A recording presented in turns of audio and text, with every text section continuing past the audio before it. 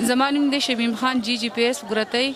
زه د اپټا چیرپرسن یم. په یو زموږ نیشنلایزیشن و چې په هغه کې ټیچر چې دي نو هغه ډېرې لرې له ټرانسفر وکړو په نیشنلایزیشن کې چې د هغو هلته حد نه و، نه د هغو هغه UC وه او نه د هغو هلته د تلو څه حد و. موږ د هغې خلاف یو CP فنډ چې دی نو دا موږ نه منو، ځکه چې دا نوي ماشومان راشي د هغو دونه تنخوا نه ده چې موږ د CP فنډ لکه مطلب وشي نو هغو ته به بیا په آخر کې لکه مطلب د هېڅ پاتې نه شي. بل دا چې زموږ ټیچر له دې عزت راکړی شي او زموږ اپریډیشن کې د منظوري وشي.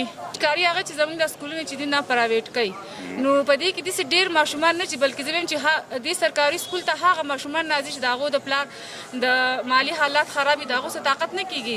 په دې اوسني دور کې که چېرته د یوې مور پلار د لږ هم طاقت کېږي نو هغه خپل بچو له ښه لکه مطلب زموږ سرکاري سکول هم ښه دي، زه اسلم چې نه دي ښه، ډېر ښه دي، خو لکه دا د غریبانو سره ډېر زیات به زیاتې او بل دا چې زموږ د ټیچر سره به زیاتې، ځکه چې زموږ هم دغه تنخواګانو ته ناست وي نو کله چې دا په نجکارۍ لاړ شي زموږ تنخواګانې به بالکل کمې شي او زموږ د ماشومانو په هغې هم څه کار نه کېږي، گزاره به بالکل نه کېږي.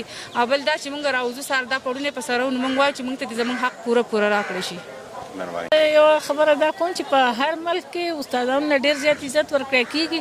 په کار ده چې زموږ په ملک پاکستان کې هم استاد له داسې حیثیت ورکړي لکه څنګه چې صدر پاکستان له حیثیت ورکړی دی، عزت ورکړی دی. په کار ده چې استاد له هغه عزت ورکړی شي له هغو حیثیت د مور پلار په شان دی. نو معلم په هره لحاظ باندې غوره دی، خو موږ ته په ښه نظر نه په آفس کې کتی کېږي نه په بل ځای کې کتی کېږي چې کوم ځای کې ناقصه بني ادم پاتې شوی زه استازي به وکړو. لکه دومره لاندې پیشه شوه که نه په کار ده چې دا پیشې له ښه ترجیح ورکړي او دا مخکې لاړه شي او مخکې ښه غوره شي نو زموږ قوم به هم ترقي وکړي، زموږ بچي به هم ترقي وکړي، زموږ ملک به هم ترقي وکړي. ځکه چې له استاد څه حیثیت پاتې نه شي نو د قوم به څه حیثیت له بچو به څه حیثیت پاتې شي.